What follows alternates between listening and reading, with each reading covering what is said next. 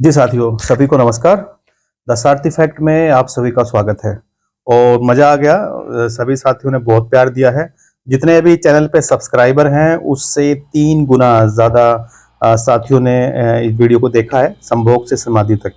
तो आज हमारा जो है चैप्टर नंबर 3 है और दोस्तों संभोग से समाधि तक, स्मोक से समाधि की ओर, पेज नंबर 14 हम लोग आगे बढ़ते हैं। तो जिस सिलसिले में हम लोग आगे बात कर रहे थे प्रेम की, ये प्रेम के लिए आपको कहीं जाने की आवश्यकता नहीं है। प्रेम आपके अंदर है, प्रेम आपके चारों तरफ है, जीवन एक प्रेम है। हम इस टॉपिक पे आगे चल रहे थे। तो अभी जो हम आगे बढ़ते हैं, पेज नंबर 14 पे एक मूर्तिकार एक पत्थर को तोड़ रहा था। कोई देखने गया कि मूर्ति कैसे बनाई जाती है। उसने देखा कि मूर्ति तो बिल्कुल नहीं बनाई जा रही, सिर्फ छेनी और हथौड़े से पत्थर को तोड़ा जा रहा है। तो उस आदमी ने पूछा कि आप क्या कर रहे हैं, मूर्ति नहीं बनाएंगे? मैं तो मूर्ति बनना देखने आया हुआ था, आप तो सिर्फ पत्थर तोड़ रहे हैं। तो उस मूर्तिकार ने जो कहा उस चीज को समझिएगा। उस मूर्तिकार ने कहा कि मूर्ति तो पत्थर के भीतर छुपी हुई है, उसे बनाने की जरूरत नहीं है। सिर्फ उसके भीतर जो व्यर्थ पत्थर जुड़ा है उसको अलग कर देने की जरूरत है और मूर्ति अपने आप प्रकट हो जाएगी।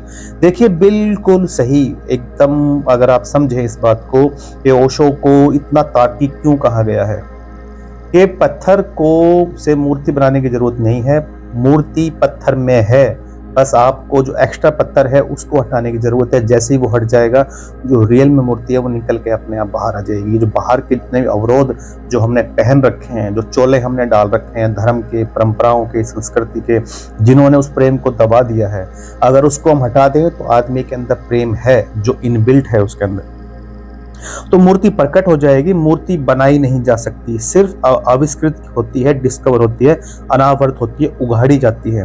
मनुष्य के भीतर प्रेम छिपा है, सिर्फ उघाड़ने की जरूरत है।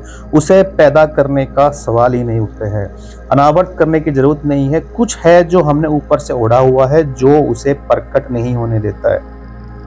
एक चिकित्सक से जाकर अगर आप पूछें कि स्वास्थ्य क्या है, और दुनिया का कोई चिकित्सक नहीं बता सकता कि स्वास्थ्य क्या है। बड़े आश्चर्य की बात है कि स्वास्थ्य पर ही तो सारा चिकित्सा शास्त्र खड़ा है, सारी मेडिकल साइंस खड़ी है, और कोई नहीं बता सकता कि स्वास्थ्य क्या है। लेकिन चिकित्सक से पूछे कि स्वास्थ्य क्या है तो वह कहेगा बीमारियों के बाबत हम बता सकते हैं कि बीमारियां क्या हैं। उसके लक्षण से हमें पता है कि एक एक बीमारी की अलग अलग परिभाषा हमें पता है। स्वास्थ्य का हमें कुछ नहीं पता है। इतना हम कह सकते हैं कि जब बीमारी नहीं होती तो जो होता है वो स्वास्थ्य होता है। देखिए कितनी अजीब बात है ये। अगर हम लोग स्वास्थ्य की परिभाषा पूछें तो स्वास्थ्य की परिभाषा नहीं पता है। अगर बीमारियों के बारे में हमें पता है तो बीमारियों के बारे में पता है, तो इसका मतलब ये है कि हमें स्वास्थ्य के बारे में नहीं पता है। स्वास्थ्य तो मनुष्य के भीतर छुपा है, इसलिए मनुष्य की परिभाषा के बाहर है। बीमारी बाहर से आती है, इसलिए बाहर से परिभाषा की जा सकती है। स्वास्थ्य भीतर से आता है, उसकी कोई परिभाषा नहीं की जा सकती। प्रेम भीतर है, उसकी परिभाषा नहीं की जा सकती। इतना ही कह सकते हैं कि बीमारियों का अभाव स्वास्थ्य है, लेकिन यह स्वास्थ्य की परिभाषा कहाँ हुई? स्वास्थ्य के संबंध में तो हमें कुछ भी नहीं पता। कहा कि बीमारियां नहीं है तो बीमारियों के संबंध में कहा है। सच यह है कि स्वास्थ्य पैदा नहीं करना होता, यह तो छिप जाता है बीमारियों की वजह से। जैसे ही हमें तरह तरह की बीमारियां हो जाती हैं, बीपी हो जाता है, शुगर हो जाता है, डायबिटीज हो जाता है, तो ये सारी चीजें स्वास्थ्य को छुपा लेती हैं। स्वास्थ्य हम में है, स्वास्थ्य हमारा स्वभाव है। प्रेम हम में है, प्रेम हमारा स्वभाव है।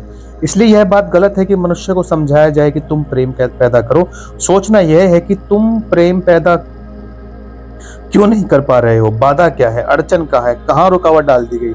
अगर कोई भी रुकावट न हो तो प्रेम प्रकट होगा ही, उसे सिखाने और समझाने की कोई जरूरत नहीं है। अगर मनुष्य के ऊपर से गलत संस्कृति और गलत संस्कारों की धाराएं बाधाएं न हो तो हर आदमी प्रेम को उपलब्ध होगा, यह अनिवार्यता है। प्रेम से कोई बच नहीं सकता, प्रेम आपका स्वभाव है। गंगा बहती है हिमालय से, बहेगी गंगा, उसके प्राण है, उसके पास जल है, वह बहेगी सागर की ओर, और सागर को एक न एक दिन खोज ही लेगी।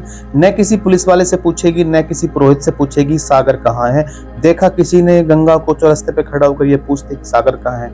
उसके प्राणों में है छिपी सागर की खोज, और ऊर्जा है तो पहाड़ को तोड़ेगी, पहाड़ को मोड़ेगी और पहुंच जाएगी सागर तक। सागर चाहे कितना भी दूर हो, कितना भी छुपा हुआ हो, कितना भी हमसे टेढ़ा मेढ़ा उसका रास्ता हो, कोई रास्ता नहीं पूछती गंगा, कोई गाइड बुक नहीं है जिससे पता लगा सके कि कहाँ जाना है। लेकिन अगर बांध बना दिए जाएं, चारों तरफ बैरियर्स लगा दे जाएं, प्रकृति की बाधाओं को तोड़कर तो गंगा पहुंच जाएगी। लेकिन अगर इंसान के दिमाग की इंजीनियरिंग बीच में आ जाए, इंजीनियर्स हैं वो आकर के पुल बना दें, तो दोस्तों गंगा सागर तक नहीं पहुंच पाएगी। और यही तो हो रहा है कि गंगा सागर तक नहीं पहुंची है। और गंगा सागर तक नहीं पहुंचेगी तो प्रेम कहां से उपलब्ध होगा? आप बताओ, ये संस्कृति कैसे, ये जो है पूरी पूरी सृष्टि कैसे चलेगी? प्रकृति की कोई बाधा असल में बाधा नहीं है, इसलिए गंगा सागर तक पहुंच जाती है, हिमालय को काट कर पहुंच जाती है। लेकिन अगर आदमी इजाद करे, इंतजाम करे, तो गंगा सागर तक कभी नहीं पहुंच सकती, और ना ही पहुंच रही है पिछले 5000 सालों से। प्रकृति का तो एक सहयोग है, प्रकृति की तो एक हार्मनी है। वहां जो बाधा भी दिखाई पड़ती है तो भी शायद शक्ति को जगाने के लिए चुनौती है। वहां जो विरोध भी दिखाई पड़ता है वह भी शायद भीतर प्राणों में जो छुपा है उसको प्रकट करने के लिए एक बुलावा है। वहां शायद कोई बाधा नहीं है। वहां हम बीज को दबाते हैं, जमीन में दिखाई पड़ता है कि जमीन की एक परत बीज के ऊपर पड़ी है, बाधा दे रही है, लेकिन वह बाधा नहीं। अगर वह परत न हो तो बीज कभी अंकुरित होगा ही नहीं। ऐसे दिखाई पड़ता है कि एक परत जमीन की बीज के नीचे दबा दी रही है, लेकिन वह परत दबा इसलिए रही है ताकि बीज दबे, गले और टूट जाए और अंकुर बन जाए। ऊपर से दिखाई पड़ता है कि जमीन बीज को दबा रही है, लेकिन वह जमीन उसकी मित्र है और सहयोग कर रही है कि बीज को प्रकट होने में। याद है आपको वो एक गालिब का एक शायर है कि मिटा दे अपनी हस्ती के अगर कुछ मर्तबा चाहिए, कि दाना खाक में मिलकर गुले गुलजार होता है। और दोस्तों याद रखिएगा कि जब तक आप खुद को मिटाने के लिए नहीं सोचोगे, जब तक आप खुद को मिटाने का जोखम नहीं ले सकते, आप अंकुरित कभी नहीं होंगे। प्रकृति तो वह हार्मनी है, एक संगीतपूर्ण लयबद्धता है।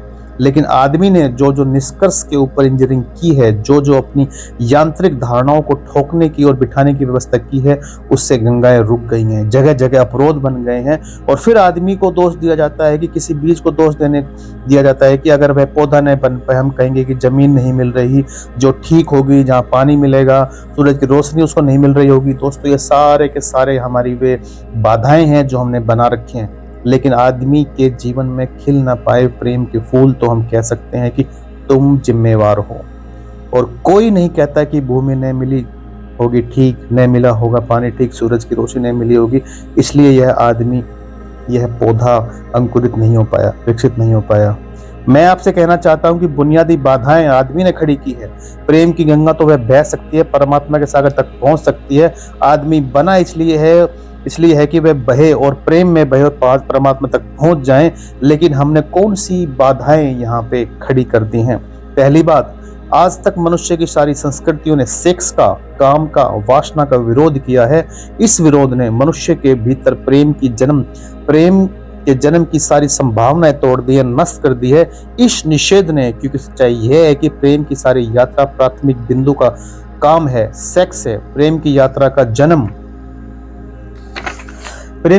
जन्म गंगोत्री, जहां से गंगा पैदा होती है। प्रेम की वह सेक्स है, वह काम है, और सब इसके दुश्मन है। सारी संस्कृति, सारे धर्म, सारे गुरु, सारे महात्मा तो गंगोत्री पर चोट कर दी, वही रोक दिया। पाप है, काम है, अधम है, यह जहर है, यह नहीं करना चाहिए। हमने सोचा भी नहीं कि काम की ऊर्जा ही, सेक्स की एनर्जी अंततः प्रेम में परिवर्तित होती है, रूपांतरित होती है।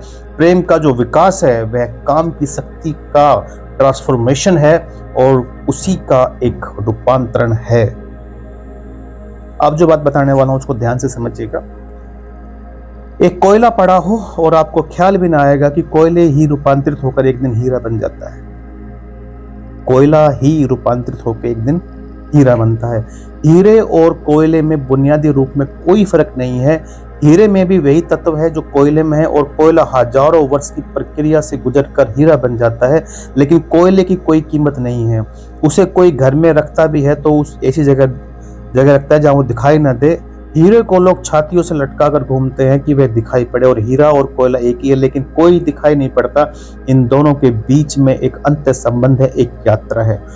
कोयले की शक्ति ही हीरा बनती है, और अगर आप कोयले के दुश्मन हो गए, जो कि हो जाना बिल्कुल आसान है, कोयले का दुश्मन होना बिल्कुल आसान है, काला है, हाथ काले कर देता है, क्योंकि कोयले में कुछ भी नहीं है, वो कोयला तो कोयला है, तो हीरे के पैदा होने की संभावना ही समाप्त हो जाएगी, क्योंकि कोयला ही हीरा बनता है। दोस्तों ये बात आपको कितनी गहरी बात है, समझ में आती है नहीं आती, मुझे ये बात बहुत समझ में आ गई थी। और धन्यवाद है ओशो का, जिन्होंने ये बात इतनी तार्किक बात इतने सीधे साधारण शब्दों में बताई। कोयला ही एक दिन हीरा बनता है, और अगर आप कोयले से दुश्मनी कर जाओगे तो कभी हीरे तक नहीं पहुंच सकते, क्योंकि हीरा कोयले का ही एक रूप है, उसकी एक यात्रा है जो कि बताया गया कि संभोग से समाधि की ओर आप उस यात्रा से हीरे तक पहुंच सकते हैं। लेकिन हम तो फंस के रह गए कोयले तक, हम तो फंस के रह गए यहाँ पे संभोग तक। ये बात आपको समझनी होगी। सेक्स की शक्ति ही, काम की शक्ति ही प्रेम में बनती है, लेकिन उसके विरोध में सारे दुश्मन हैं, उसके अच्छे आदमी उसके दुश्मन है। उसके विरोध ने प्रेम के अंकुर को कभी फूटने नहीं दिया, और जमीन में पत्थर से पहली सीढ़ी तो उसे नष्ट कर दिया भवन को, और फिर भी वह हीरा नहीं बन पाता कोयला की। उसके बनने की जो स्वीकृति चाहिए थी, उसका जो विकास चाहिए था, जो उसको रूपांतरित करने की प्रक्रिया चाहिए थी, उसका सवाल ही नहीं उठता। जिसके हम दुश्मन हो गए हैं, जिससे हम शत्रु हो गए हैं, जिसने हमारी सारी द्वंद की स्थिति बना दी है, ये सारा का सारा दोस्तों कारण है।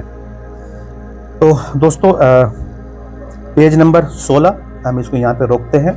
जल्दी मैं आपके लेकर आता हूँ चैप्टर नंबर 4। ये चैप्टर नंबर 3 था, और आप ध्यान से समझिएगा कि आज की बात को, कि अब तक जो बातें बताई गई पढ़ाई गई वो आपके लिए कितना फायदेमंद रही। कोशिश कीजिए वीडियो को आगे शेयर करने की। धन्यवाद।